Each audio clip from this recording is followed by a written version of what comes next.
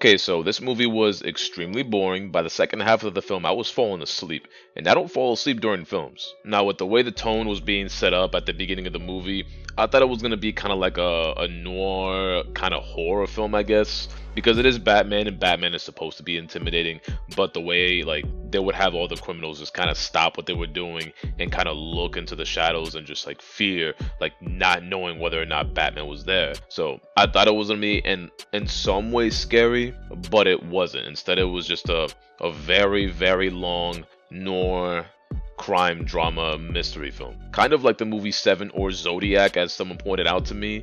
But I enjoyed both of those films more than this one, in an attempt to, I guess, make Batman like darker, maybe more realistic. I don't really know what the agenda was exactly, but they overdid it. It was too dark, too gloomy, and it just felt unnecessarily long. Like, if the film was shorter, I might have liked it and enjoyed it a little bit more, but I actually felt every minute going by.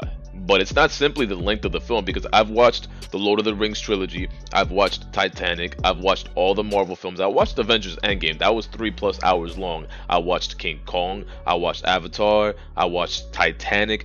So a movie being 3 hours or 2.5 hours long is not a problem for me. The problem is the way that time is spent, like the pacing and the writing. If you don't have a good story to tell in that span of time, then you should probably reduce it. Slowly but surely, I started falling asleep, and I didn't really start waking up until the dialogue scene between Batman and the Riddler. Unfortunately, after that, there wasn't much time in the film left, so I didn't have to worry about falling asleep. But before that, like I swear, like I was watching the scene and I would just fall asleep for like 2 seconds. In addition to the length of the film, you had Robert Pattinson, who I don't think is a bad actor. I think he gets a really bad reputation from his roles in Twilight, which I think people should stop holding against him. That was a long time ago, and if I'm not mistaken, I believe he doesn't even like those films. But his depiction of Bruce Wayne in this film, like, just because you want to make Batman darker does not mean you have to make Bruce Wayne emo. I mean, he has like the same face the entire film, looking very emotional and angry and sad and upset, looking like the Dementor sucked the happiness out of Cedric Diggory.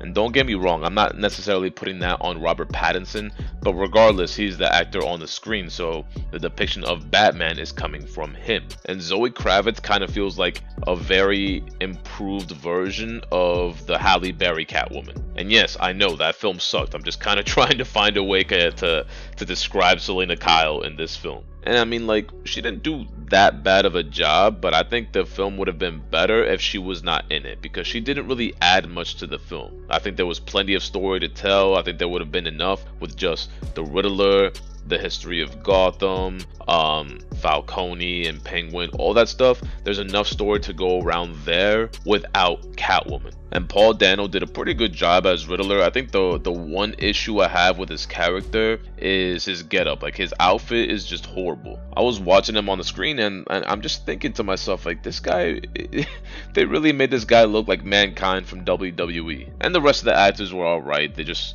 I don't know, like, I wasn't really feeling the roles. I don't think it had anything to do with their acting. I think it was just the role that they played in the film itself. So all in all, it was a very boring film. I'm not necessarily saying it was a bad film. I'd have to rewatch it to kind of come to that decision, but it was still a boring film. Like, you can't take away the fact that I was falling asleep halfway through the movie. But if the film was shorter and Bruce Wayne wasn't all emo and Zoe Kravitz wasn't in it and they focused more on like Falcone and Riddler and Penguin, because Penguin's kind of like a second banana, I guess, in the film, so they could have had it as a kind of like a rise to power for him, I guess. But if they focus on all of that, I think it would have been a much better film, and they could have still had the noir feeling to it, with them investigating Riddler's crimes and trying to find out what happened between his mom and his dad, and the history of Gotham and all that stuff. Like, you had plenty of story to tell without Catwoman. Now, something I really liked about this film are the action sequences, because the Dark Knight trilogy,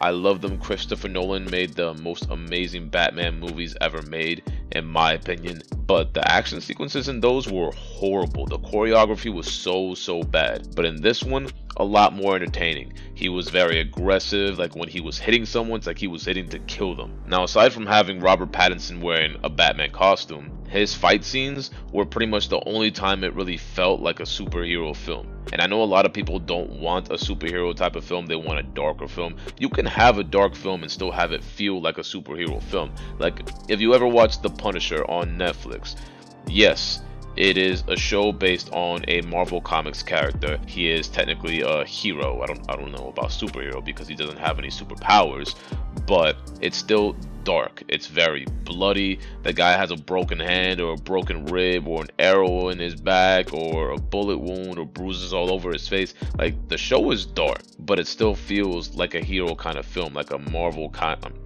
show, like a Marvel kind of show. But yeah, those fight scenes are pretty much the only time where it feels like it's a DC, it's a superhero kind of movie. But some of the fight scenes at times feel a little forced, like they're just kind of put in there to keep the audience from falling asleep. The rest of the time makes it feel kind of like a Seven kind of movie or a Zodiac kind of movie. But the difference between this movie and those movies, like when I was watching Zodiac, I followed the main character and I kind of developed that same obsession. I wanted to know who the Zodiac was. I wanted to know who was doing all these things. In this film, I didn't really care about any of that. I would follow the detective scenes and hopefully it would lead somewhere, and I just kept waiting and waiting for something to just happen. And what would happen? Another fight scene, just because, but I was waiting for something juicy, something to keep me interested. And I ended up nodding off like halfway through the film. Anyway, I'm short on time. I have to take a trip to New Orleans.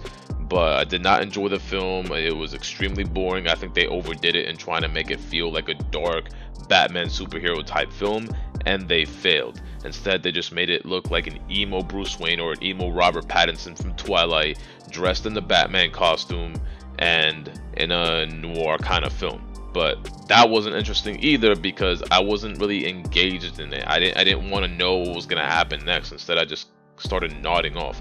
But yeah, let me know what you think in the comment section. This is just my opinion. I'm not knocking anybody for liking this film. I understand that people want to see something different. They don't want to see the same depiction of Batman every single time, especially with like the number of Batman movies that exist. So if you like it, cool. Either way, let me know in the comment section. Hit that like button. It does help me very, very much. Subscribe if you have not already, and I will catch you next Friday. See you then.